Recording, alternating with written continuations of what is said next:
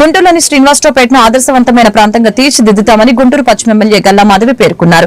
ఈ మేరకు 22వ division Srinivasaraopeta, Venugopalapuram, 20వ division Namburu సుబారి కాలనీలో శనివారం పలు అభివృద్ది పనుల్ని శంకుస్థాపన కార్యక్రమాలు జరిగాయి. మొత్తం 30 లక్షల వ్యయంతో నిర్మించనున్న సీసీ డ్రైన్లకు ఎమ్మెల్యే ముఖ్య అతిథిగా హాజరై ప్రారంభించారు. సుదీర్ఘ కాలం నుంచి శ్రీనివాసరావుపేట పరిసర ప్రాంత వాసులు కనీస మౌలిక సదుపాయాలు లేక ఇబ్బందులు పడుతున్నారని ఈ సందర్భంగా ఎమ్మెల్యే తెలిపారు. ఎన్డీఏ కూటమి ప్రభుత్వం అధికారంలోకి వచ్చిన తర్వాత డ్రైన్లు, రహదారులు వంటి మౌలిక సదుపాయాల కల్పనకు అధిక ప్రాధాన్యత ఇవ్వడం జరుగుతుందని తెలిపారు. ప్రధానంగా వర్షాకాలంలో డ్రైన్లు పొంగి ప్రజలు ఇబ్బందులు పడుతున్నారని అన్నారు. అన్ని ప్రాంతాల్లో నూతన డ్రైన్ల నిర్మాణానికి శ్రీకారం చుట్టినట్లు తెలియజేశారు. ప్రజలు ఆశించిన విధంగా ఎన్డీఏ కూటమి పరిపాలన సాగుతుందని ఎమ్మెల్యే గల్లా మాధవి స్పష్టం చేశారు.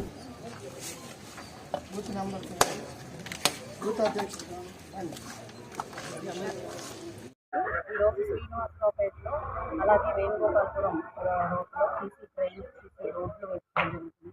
శ్రీనివాసపురంలో అయితే 6వ లైన్లో డ్రైన్స్ లిఫ్టింగ్ చేయడం జరుగుతుంది. ఓవరాల్గా 30 లక్షల రూపాయల వర్క్ ఇక్కడ జరగబోతా ఉంది. అదేవిధంగా 20వ డివిజన్లో 10 లక్షల రూపాయల వర్క్ కల్వర్ట్ ఒకటి వేయబోతా ఉన్నాము.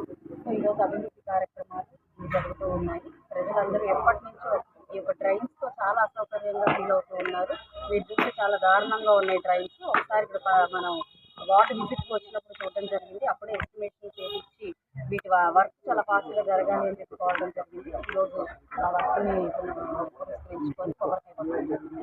తొందరలోనే ఈ రోడ్స్ అని డ్రైన్స్ అదేవిధంగా కన్వర్ట్ ప్రజలకు సౌకర్యాలను అందుబాటులోకి తీసుకొస్తామని అభివృద్ధి అనేది శూన్యం.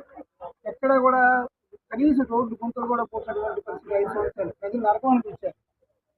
అలాంటి పరిస్థితుల్లో కూటమి ప్రభుత్వం ఏర్పడిన తర్వాత ముఖ్యంగా చంద్రబాబు గారి ఆధ్వర్యంలో, పవన్ కళ్యాణ్ గారి నేతృత్వంలో ఈ రోజున గుంటూరు పశ్చిమ నియోజకవర్గం అనేది అభివృద్ధి పథకం తీసుకుపోతా ఉంది.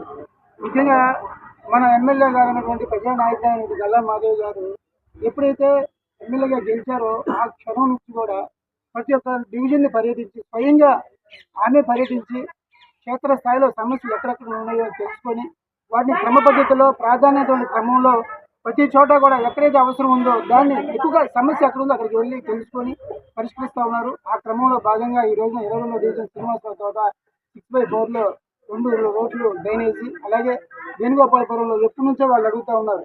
గత 5 సంవత్సరాలుగా వాళ్ళకి వైసీపీ నాయకులు చెప్పినా కూడా చెంటూరు ముందు శంఖ ఊదినట్టుగా దొంగమోటు మీద వానపడ్డట్టుగా ప్రవర్తించారు. కానీ ఇప్పుడు మనకి మంచి ప్రభుత్వం వచ్చింది, మంచి నాయకురాలు వచ్చారు.